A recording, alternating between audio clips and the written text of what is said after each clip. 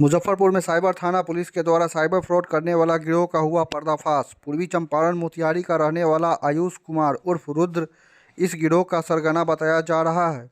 आयुष कुमार उर्फ रुद्र रवि, रोशन, निशांत कुमार और हिमांशु कुमार को सिवाईपट्टी थाना क्षेत्र के पैगम्बरपुर गांव से गिरफ्तार किया गया।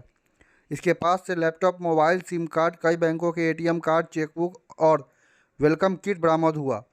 जबकि कई लोगों के सख्ती से पूछताछ की गई। उन्होंने गिरोह के अन्य सदस्यों के नाम बताए हैं। इनके निशानदेही पर रोशन कुमार, निहाल कुमार, शमीम कुमार, मुरारी कुमार, नवीन कुमार, शिवम कुमार और राजकुमार को गिरफ्तार किया गया है। मुरारी कुमार एवं शिवम कुमार पूर्व में भी साइबर अपराध मामले में जेल जा चुका है।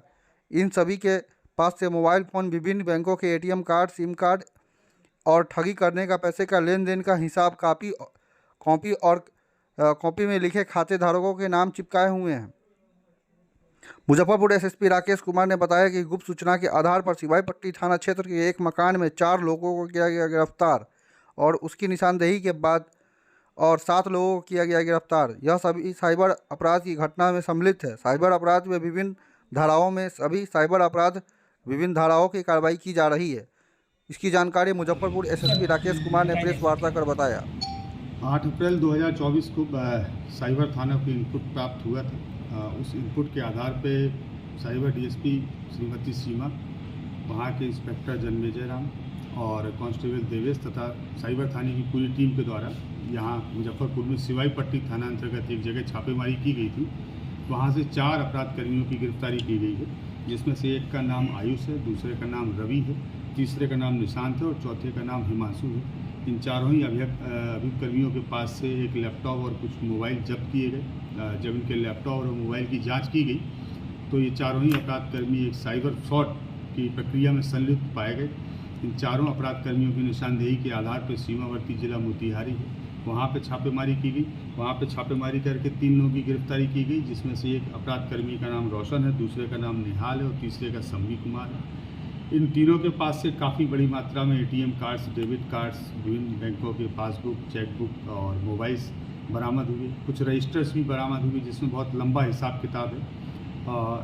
इसके उपरांत फिर बेतिया ज़िले में भी रेड की गई। वहाँ से 4 अपराध कर्मियों की गिरफ्तारी की गई है, जिसमें से एक का नाम मुरारी है, दूसरे का नाम नवीन है, तीसरे का नाम राजकुमार है। इस प्रकार से कुल 11 अपराध कर्मियों की गिरफ्तारी की गई है। इन 11 अपराध कर्मियों के पास से लगभग 93 लाख रुपए को हम लोगों ने अभी फ्रीज कराया है, जो साइबर फ्रॉड की मनी है। और ये इनके कनेक्शन जो है वो लगभग 3 से 4 देशों के साथ थे, जहाँ से डिफरेंट जगह से कॉल आती थी।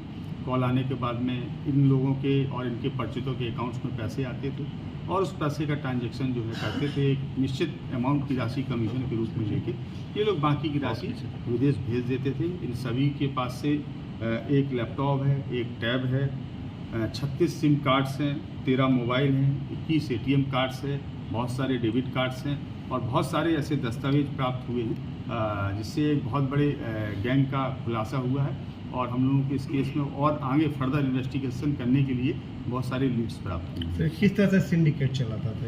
इनके कई प्रकार के आयाम थे, कई तरीके थे साइबर फ्रॉड करने के। कई बार मल्टीनेशनल कंपनियां हैं, ये उनकी फर्जी वेबसाइट्स तैयार कर लेते हैं उनसे मिलते जुलते नामों के आधार पर, और उनकी फ्रेंचाइजी या उन कंपनियों को लीज पर लेने के लिए लोगों को लोग लुभावने अवसर देते हैं। लोग उसमें पैसा अपना डाल देते हैं, बाद में उनको पता लगता है कि हम साइबर फ्रॉड के शिकार हो गए। कई बार पब्लिक को कॉल करके बोलते हैं कि पुलिस ने आपके किसी परिजन को गिरफ्तार कर लिया है।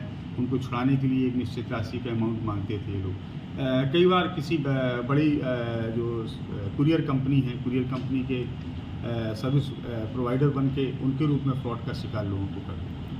किन देशों में सर? चूँकि अनुसंधान प्रभावित नहीं हो, इसलिए अभी उन देशों का जिक्र करना ठीक है। इनमें से कोई इसका मास्टरमाइंड? हाँ, इसमें से 2 अभियुक्त हैं जो जिनका आपराधिक इतिहास भी है, वो पूर्व में भी जेल गए हैं, जिसमें से एक अभियुक्त का नाम नवीन है और दूसरे का नाम मुरारी है। ये बिहार के बेतिया से भी जेल गए हैं। इसके अतिरिक्त वर्ष 2023 में मध्य प्रदेश के भोपाल से भी साइबर फ्रॉड में जेल गए।